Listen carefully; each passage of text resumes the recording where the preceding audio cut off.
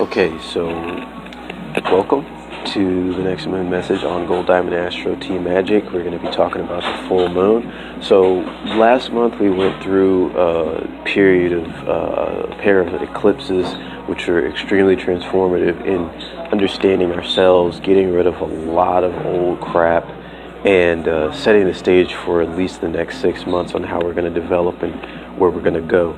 I personally have gained a lot of confidence through the transformative energies of these two solar eclipses. So the distinctive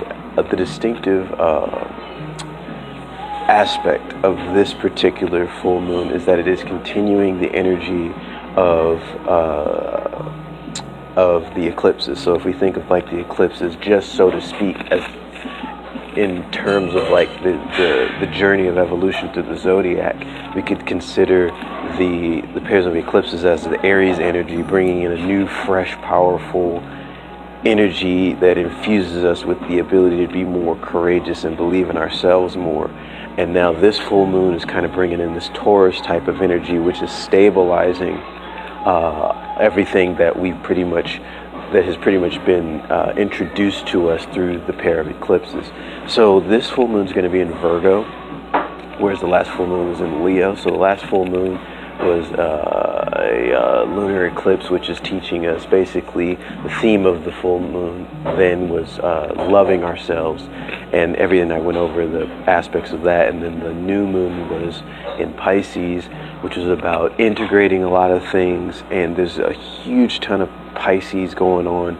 There's still quite a few planets going on there, and so there's been, with the South Node being in Pisces, there's this 3 degrees of Pisces, there's this huge temptation to either fall backward or go forward. And basically, looking through my notes here, so basically, again, like I said before, the one redeeming quality of all that Piscean energy is the Chiron. Chiron is basically the opportunity for us to transform our ideas, our wounds into wisdom, turning wounds into wisdom, basically. And Chiron is the wounded healer. I've read particular passages or particular blogs or articles that Chiron is not an energy that has fully healed itself, but it's able to turn its wounds into wisdom. And so I think that there's something to that.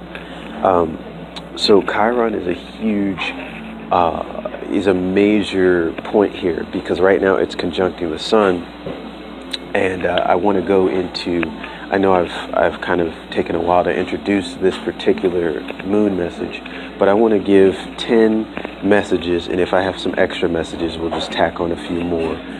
We'll have them be addendums. 10 basic things to keep in mind this particular full moon. So number one, we want to look into the healing power of the sun. So I call it the healing power of the sun because the sun has been introducing itself and reintroducing itself as a healing element, physically and emotionally. For me, the sun is starting to come out. Spring is coming. It's getting hotter. And with Chiron conjuncting the sun, we can see it as not only our body waking up, is nature waking up again, but it's also healing old, frigid wounds that have been frozen in winter. No matter what the weather may be, wherever you are on the planet, we can see, the transformation of winter into spring. I mean, that's mainly in the northern hemisphere that we have the winter to spring during this time. But I still see it as Sun is going to be conjunct Chiron on the 12th of March, which I'm forgetting so many details. It's going to be on the March 12th, and that's in 5 days from now that I'm recording this. It's March 7th, 2017 now. So we can imagine the sun basically bringing in this healing energy. Sun is in Pisces, Chiron's in Pisces, and at the time they'll both be situated. The moon's fullness will begin and be marked by by the sun, or when the moon is full, the sun and Chiron will both be conjunct in the 12th house. So it's basically bringing all the unconscious things that we have no awareness of, things that we don't know, will be coming up to the surface in a lot of different ways. Now with Chiron being there, it will be, again, the opportunity to shift our perception of ourselves, of our connection, of our completely vulnerable connection to the world around us, and the connection of our, and basically it's the healing of our ego, the healing of our self-expression. So what this is going to be doing is it's going to be taking that Piscean, Neptunian energy in a positive direction. The universe is, because it's Pisces is passivity, so the universe is going to kind of like passively heal our past karma. It's not like we have to absolutely, work at it. And because it's such an unconscious energy, it's kind of coming out of nowhere. It's not something that the ego can necessarily put its attention on and say, I'm going to work on this. It's just the universe bringing it up, and kind of through you may not even be doing anything. The 12th house is about things happening on another level of reality, not on the material plane. So it may not look like you're doing certain things on the material level, but things are happening on higher levels. So that's basically what the sun is bringing in, and with conjunct Chiron, it's taking that Neptunian energy in a positive direction. And so with the second point, we're structuring the unconscious into material form, and that's with the sun being square Saturn. So again, like I say all the time, squares are interruptions. Squares are, you'll be going along and doing this, and then all of a sudden this other thing comes up.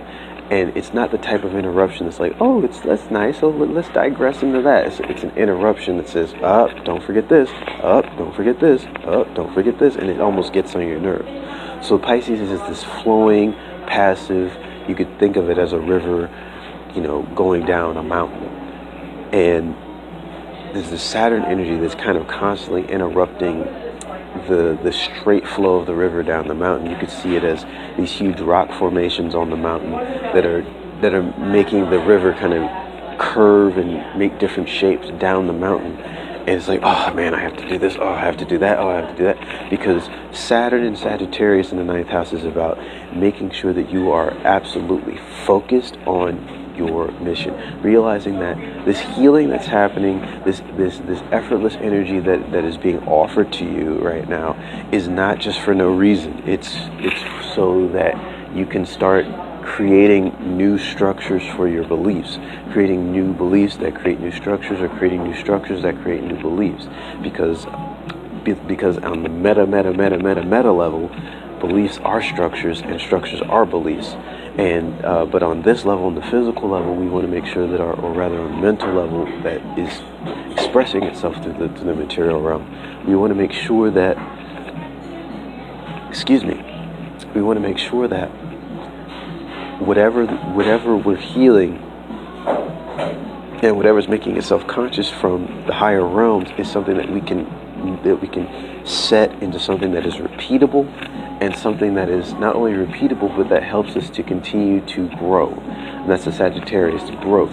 Saturn is creating that structure. Saturn and Sagittarius is, depending on how you look at it, a more forgiving placement, especially in the 9th house, because Saturn has to allow Sagittarius to kind of breathe and expand the way it wants to. But Saturn is like, okay, Sagittarius, you can expand here, here, here, here, and here, but you have to, but it's just got to be focused. You can expand all you want, but you have to have a focus area of attention in which you want to expand. And with it being in the 9th house, it's about, learning on higher levels with, spirituality. I would say the 12th house rules more meditation than anything, but you could say that the 9th house rules meditation. You could say the 9th house represents books that you would learn about spiritual life. Saturn could be basically, finding a structure, going to school, or, finding yourself in a structured environment, or putting that discipline on yourself to, build your life, to bring your beliefs and bring everything into fruition. But it's not an easy process, because you're kind of just coasting down. You're coasting down, the mountain as this river. Pisces is really the ocean, but coasting down this mountain as the river, and you're constantly getting interrupted because you kind of want to be in bliss. Pisces is this kind of, depending on where you're oriented, it can be this kind of false representation of bliss, or it can represent truth. But Saturn is going to constantly interrupt the sun, and the sun just wants to shine, and Saturn's like, gotta remember this, gotta remember this, gotta remember this. So the third point is, within the way that you see yourself, you're seeing kind of you could see it as a conflict between war and peace. As far as the way that you perceive yourself, you don't know whether you perceive yourself as a warrior or a diplomat. And the thing about it is, the reason why this is the case is because Venus and Mars are both in each other's signs. So there's Venus in Aries and there's Mars in Taurus. Venus is retrograde though. So there's this very diminished Aryan energy, but it's still there. It's almost like a fire that's been snuffed out, except for a few embers that kind of light up every now and again. And there's this philosophy that kind of comes up in the way that you see yourself. Beauty is power, and power is beauty. And being able to see the beauty in yourself, in seeing how beautiful it is to be a powerful person, to be a person that is almost, you could say, a person that's bloodthirsty for harmony, so to speak. So there's this kind of distinct fundamental conflict in the way that you're seeing yourself. And you're also there's a part of you that's saying, well, I'm a peaceful person and I want relationships, but I want what I want out of relationships. And then there's this other part of you that's saying, well, not only do I want what I want out of a relationship, but I want something beautiful and pragmatic, and something that's going to help me, basically, ground everything about myself in this world. And so there's definitely that aspect going on there. So make sure my mic is inappropriate. Sorry if I'm making a lot of noise. Okay, if I sounded kind of like muffled before, I guess I won't sound that so much that way now.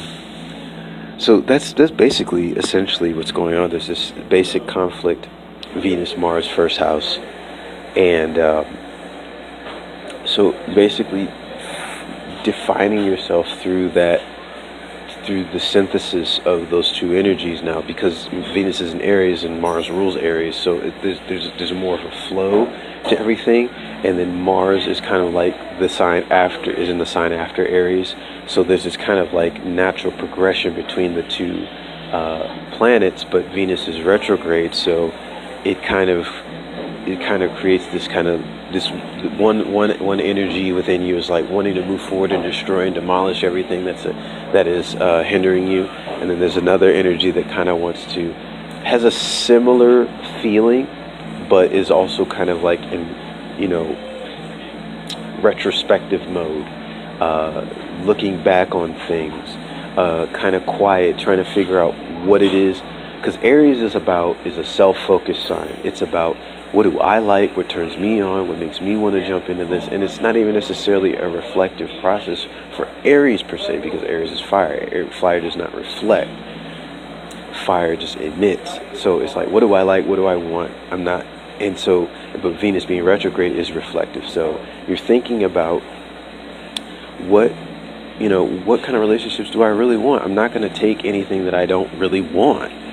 And and with it being in the first house, you're very self-focused on what it is that you want, and what it is that you want in relationships. And with Mars being there, what is it that you're motivated and driven to do during this full moon that's being stamped by this powerful, or not new moon, full moon. I don't remember what I said. I'm delirious right now. This Piscean energy seriously is like got me floating. I haven't been floating this hard like in a long time. And so the Mars is like, what am I motivated to do? I'm motivated to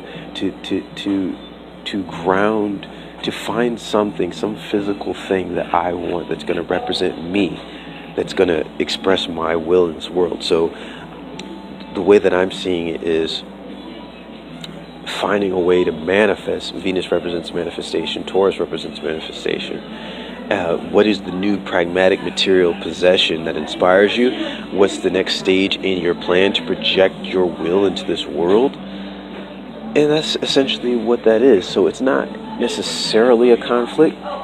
And there's also a drive to get rid of the old, I call it guano. It's like, it's a good replacement for the word shit. Guano is a nice softer word.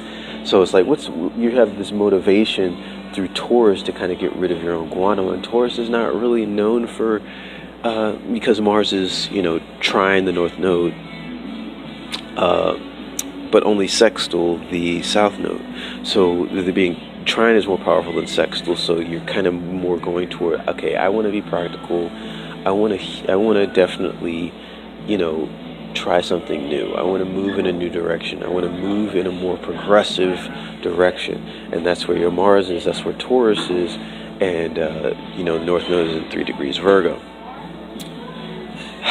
The next point, I want to say,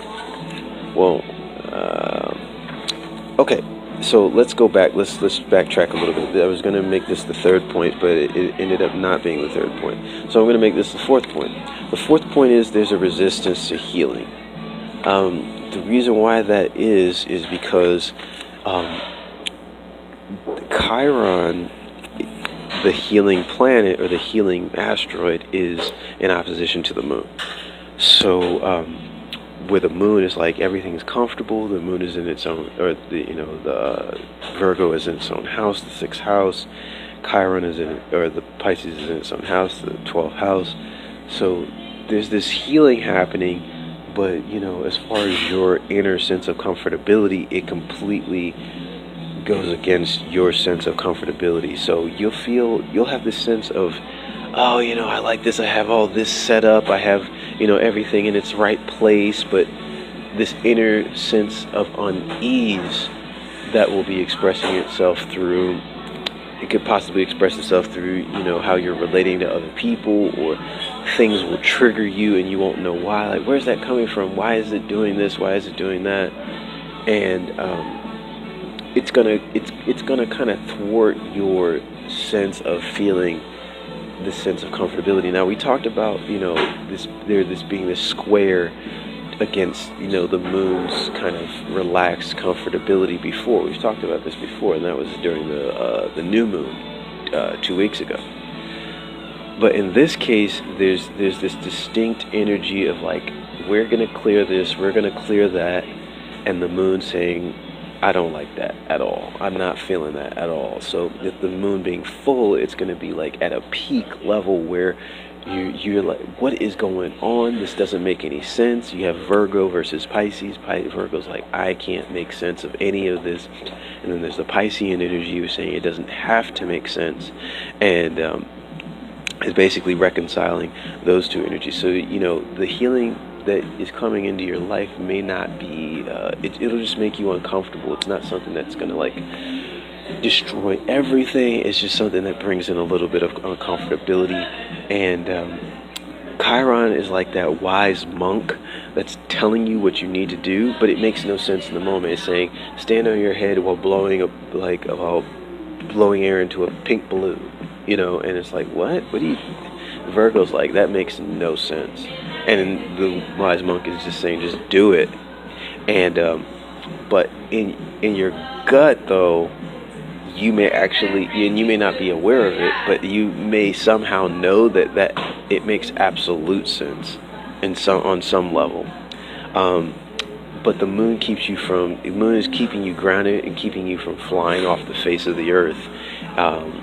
Because you can actually, Virgo's about doing daily tasks, so cleaning, just basic daily things, organizing your bookshelf, or you're cleaning your room, or, if you're at work, because the 6th house actually rules work, you're at work, going to work may be something that, normalizes you, regularizes you, while this Piscean energy is coming in, synthesizing, integrating all the things about yourself that are not healed, and just working, being at work, washing dishes, serving people, typing at a computer, real estate, whatever your job is, it might actually help you feel some sense of normalcy during this full moon, or it may not.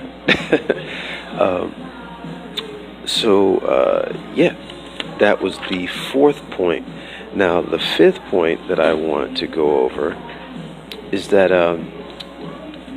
going through this healing allows for greater ease in your career, and you're actually starting to get a deep motivation to get the ball rolling on maybe a new level of your career, or to rejuvenate your career, or you just have this new like the second wind, third wind, fourth wind, whatever, to reinvigorate whatever it is that whatever it is that you want to do with your life. And this healing, this integration of what you didn't love about yourself, and now you're beginning to love about yourself and appreciate about yourself, whatever that may be, because Pisces it could be anything. It just basically comes down to love or fear. Are you loving, or are you in fear? And so you get Sun in Pisces, Pluto in Capricorn. They're sextile each other. There's an ease, but not without a little bit of work. And so your ego's like, yo, let's go, let's do this. Pluto is like lighting the fire under your butt to move on what it is you want to move on, and it's definitely gonna be nourishing to your ego, to your personality, and that's essentially what you're going to be doing. So with Pluto being in the 10th house of Capricorn, Capricorn's in its own house, so it's just about going through the steps that you need to go through in order to make it happen. Just make it happen. And the thing about it is that with Pluto being in the 10th house, you might be rubbing people the wrong way. Like, Pluto is a planet that rubs people the wrong way. It's a very, very powerful planet, and you're like, I'm gonna go do this and I'm gonna do that, and you're full of so much intensity, but it might rub people the wrong way. It's like you have because it's not really getting along with Jupiter. Jupiter wants to keep things peaceful, wants to keep things happy with everybody, but again, Jupiter is weakened right now, so any planet that's going direct is just basically going to dominate it, because Jupiter is in reflective mode. It's in hermit mode. It's gone back to its own little house, and it's meditating, and it's reflecting on things in its life, reflecting on relationships, reflecting on the relationship within. And Pluto's like, I'm just going to go and dominate. I'm going to go and kill it out there in my public life. And your public persona, again, you're going to ruffle some feathers just because of the intensity at which you're going after what it is that you want. So that's definitely interesting. It's going to be an interesting thing. But ultimately, you do have that greater feeling of control over your adult life or your career, in the sense of reinvigorating or starting a new career. You're very, very dutiful and focused, and your thoughts towards your career, meaning like being focused on your career so intensely, may limit the bounty or the bountifulness of your relationships. Again, a Jupiter being in Libra, being retrograde, you're like, what relationships are helping you grow? What relationships are, and because it's square, it's not something where it's just like what you feel is right is necessarily right. Something else is going to come in and say, this relationship is helping you grow, even though you may not absolutely love it, or you may not absolutely think that it's the best. You still have to take that into account. And so it's best not to act on any feeling while a planet is retrograde. You may have certain feelings of, oh, this person needs to be gone, or this person needs to go over here, or I want to go over there. It's a reflective period, and it's difficult to not make these powerful decisions with your own life in the next, because you have Mars and Taurus, you have Pluto and Capricorn. They're both powerful planets, and they're moving forward. And you have Venus and Jupiter, which are retrograde, which are weakened, and so Mars and Pluto are just going to stamp all over it. They're going to stampede all over those,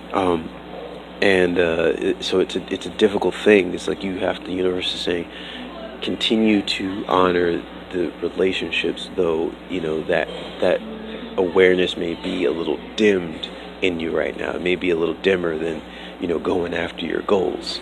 Still continue to go after your goals, but don't neglect your relationships. And that goes to my next point, which I believe is the sixth point. It's again, this is me versus them. It just bleeds right into it. It's like you get Jupiter and Uranus. It's like this sense of individuality going against me versus them, and then you have Jupiter and Pluto again not really getting along that great. It's this me versus them thing. The energy for me is so much more powerful than the energy for them. You want to be very, very judicious, again, not making any huge decisions right now with regards to others, unless you absolutely feel that conviction. Mars and Pluto are about conviction and moving forward with what you need to move forward with. You just don't want to snub anyone. You don't want to burn bridges, but you do want to start attracting people that make you because Venus in Aries, and Jupiter in Libra, you want people that help you to grow. You want people that you feel comfortable with. You want people that are about their business, really about their business. That's Aries. And whatever they say they're going to get done, they get done. They're not full of guano. They do it. They do what they say they're going to do. But they're also respectful people that you can collab with, people that you can kind of dance with, people that you can be friends with, and you know that they're also ambitious people. I actually had a dream the other day that I was surrounded by people that I was good friends with, but they were also very ambitious people, and that's kind of the synthesis. It's like of having people that are your friends, but they're also ambitious. They don't necessarily need to be in the same field as you. They can be in a field that complements your field, or they can be in a field that has nothing to do with your field. But just being around people who are driven, but they're also good friends with you, meaning like you can go and have a cup of coffee with them and just kick it, in your downtime, and you're still really good friends. It's like that's a great synthesis to have. So it's very important that you have your ducks in a row, and the universe is emphasizing being, having your individual ducks in a row, though you do not want to have your relationship suffer. You want to continue to invest in relationships, or at least invest in what kinds of relationships you would like to attract, at least keeping it in your thoughts. So I want to say this is the seventh point. I don't know if I said the sixth or the fifth point. I don't know where I'm at. But the next point is you got Venus and Jupiter both in retrograde, but they're opposite one another. So it seems like they're kind of thrown in the same cell. It's like the odd couple thrown into the same tiny room, and they have to figure out how to reconcile. So your sense of comfortability, your sense of peace, your sense of manifestation, your sense of expansion. You can't be comfortable and expand. You can't expand and feel. You can't expand and not feel out of your element. So you definitely want to remain in your element because that's where you're most powerful. But you also want to collab with others because you're going to continue to expand. So the same themes are popping up because Jupiter's a slower moving planet. It changes signs every year. And clicking in the microphone. Sorry if that kind of peaked in your ears. It's like it was super loud. That's just a really important point. I thought that was an extremely important point. Again, it's more of a me versus them thing, but it's like Venus and Jupiter have to reconcile. They're in the same little cell. That's what they have to do. The next point is we have Jupiter sextile Saturn. We have Saturn trine Uranus. We have, Saturn is basically like a great unifier between us and them. And it's basically, if you have structure, if you have appropriate boundaries, it creates you have appropriate boundaries and structure for your own life and for your own worldview. You can reconcile between others and yourself. Jupiter rules Sagittarius, which is the sign Saturn's in, and Uranus is in Aries, which is trine Sagittarius. So there's that harmonization. So Saturn is an extremely important focal point to reconcile the differences between us and them, but specifically between Uranus and Jupiter. Uranus is about, I'm unique, this is who I am, this is, I'm constantly reinventing myself, I'm constantly, I'm on the cutting edge of all types of stuff. And you have Uranus in the last degrees of Aries, so it's about pretty much like, if I'm going to do anything, I'm going to do it with a bang. If I'm going to go out, I'm going to go out with a bang. And Uranus in Aries is not a compromising aspect. It's not a compromising position, whereas Jupiter in Libra is very compromising, and with it being retrograde, again, it's extremely compromising. It's almost like a doormat for people to step all over, for people, for these other energies to step all over. But Saturn is saying wait, and it's not saying wait in a way that kind of is irritating. It's to Uranus, it's saying wait, and Uranus already likes Saturn right now. So when Saturn says wait, it's like, oh, okay, cool, I'll wait. And then when Saturn says wait to Jupiter, Jupiter's like, okay, cool, cool. And so it's unifying who you are and what makes you unique, versus you still have more to learn through your relationships, even though it doesn't seem like that's extremely important right now. So Saturn is a great unifier right now. Now, we were talking about the moon being opposite Chiron earlier. The next point is Saturn is square Chiron. So it's making this thing really, really difficult. So you're on this path to healing, healing basically the totality of who you are. And Saturn comes in and just completely says, you got to still be on point with reality, keeping in touch with the vision, keeping in touch with your focus, your discipline, keeping in touch with reality, because even though this healing is going on, you still have things to do on this planet. And Saturn is like, wait, whoa. So Saturn is kind of like this, it's playing the position that it usually plays, but with these major energies. And whoa, wait a second, man. You got to make sure you have this. You got to make sure you have the right card. You got to make sure you have the right ID. You got to make sure that you have the right certificate, that you don't, Saturn is really kind of like, and Chiron is wounded healer. So Chiron is like more like, it'll just sigh instead of really getting pissed off. It's just like, alright. But at the same time, you don't want Saturn to dominate, because it'll eclipse, no pun intended, it'll eclipse the Chiron energy. It will kind of cover up your ability to take full advantage of the Chiron energy. So there's that. You got to make sure that, neither one is really completely dominating the other. It's really a tug of war, more than opposition to me. And that would be the 10th point, I guess, Saturn versus Chiron. So any other extra points, because I want to kind of shorten these videos and make them a little bit shorter, unless you guys like them long. Let me know if you like them long in the comments.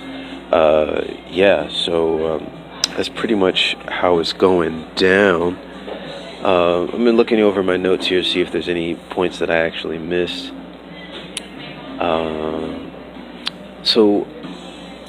again, like I said, with the Sun sextile Pluto, just want to kind of go over some things that I maybe have missed or forgot.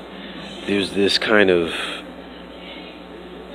observer element to our compulsive behavior. So you may feel more like you are witnessing things about yourself that are extremely compulsory. So Pisces is kind of like this watching and allowing element, and Pluto is like compulsive behavior. And our compulsive desire to control our surroundings, to control our lives and careers. More openness leads to more success in career. So that's kind of a footnote for the Sun sextile Pluto point. And Sun square Saturn, I think I went over this before, is or rather was at the last point. Again, I'm telling you, man, this Piscean energy is really, really crazy. There's more interruptions in developing the new edifices that are our beliefs that will basically strengthen our ego, strengthen our confidence. So our confidence, our confidence is kind of like constantly being chipped away at by Saturn when we forget this or we forget that. Saturn reminds us, focus on the vision. Don't let the manifestations of this healing, meaning like sometimes healing, especially when it's coming from the unconscious, it can come up as like arguments, conflict, loss, certain things that like you feel like, whoa, what the hell just happened? Not allowing those things to get us down or distract us. Okay, just making sure I went over everything. This is something I didn't cover. Mercury is conjunct Chiron, so that has to do with the healing of your mind, your day-to-day thinking. This placement brings your unconscious healing to your daily dealings. And I was kind of talking about that with Moon and Virgo, and I didn't synthesize those 2 points. But Moon is in Virgo, and Mercury rules Virgo, so you can kind of connect the Moon to Mercury. And so basically doing daily things, and Pisces is the sign of art. So basically drawing, singing, dancing, basically doing all those things can kind of like allow the unconscious aspect of you to express itself fully and become conscious. So that's pretty much that. That's pretty much what that is. Again, Mars is trine the North Node, sextile the South Node. So there's a stronger relationship with North Node. Will your desire lead toward evolution or devolution? And I say devolution on purpose. The practical path may serve you best, or will serve you best. Express yourself through selfless service. And another word on Jupiter and Venus. They're not on the same page, but both are retrograde, so they're in the same padded room. They're both crazy, and they're forced to reconcile and understand. Venus keeps things small and comfortable. Jupiter wants to grow beyond. Me versus them energy. More synthesis between staying put and selfish versus expanding through relationships. So I just want to make sure that I'm going over all the points that I need to so that you get everything. So again, like if you guys like these videos to be long, let me know in the comments. If you see it on Facebook, let me know in the Facebook comments. If you see this on YouTube, let me know in the YouTube comments. Please, please, please, if you are liking these readings and you actually want to receive a reading from me, you can contact me at golddiamondastrology@gmail.com. So that's GOLDIAMOND astrology@gmail.com. If you just like what I'm doing, if you just like these readings, you think they're really comprehensive, they're really meditative, they really get you in the mode, they really help you understand what's going on astrologically, you can donate to my Patreon page at patreon.com/GabeGold, GABEGOLD. And you can just throw a buck in. It's like you don't have to make any major commitment at all. I really like doing these videos. I really like helping people out and helping people feel more clear on what is happening and what's going on astrologically, and helping them direct their consciousness in a way that leads to more healing. This particular full moon, I would definitely emphasize meditation. If there's any way that you can get your meditation going, that would be great. Meditation is ruled by the 12th house. A synthesis in the 12th house happens much more easily through meditation, in my opinion, whether that means sitting down quietly with your eyes closed or walking meditation, being mindful awareness. That really helps. So you can also check out my my Instagram, where I'm going to be doing little blurbs on what's happening astrologically if I feel it's really significant. And that's Gold Diamond Astro T Magic, which is GoldDiamondAstrotMagick, and that's on Instagram. Yeah, that's pretty much it. I mean, I have a Snapchat, but I don't really do astrology on that. But if you'd like to follow me on Snapchat, it's THGD33 on Snapchat. And that's pretty much it. So I appreciate you guys sitting here and listening to me. And yeah, I love you guys. Let me know how you guys' full moon goes in 5 days. It's March 7th now. The full moon's on the 12th. And I will until the new moon message. All right, you guys. Love you. Bye.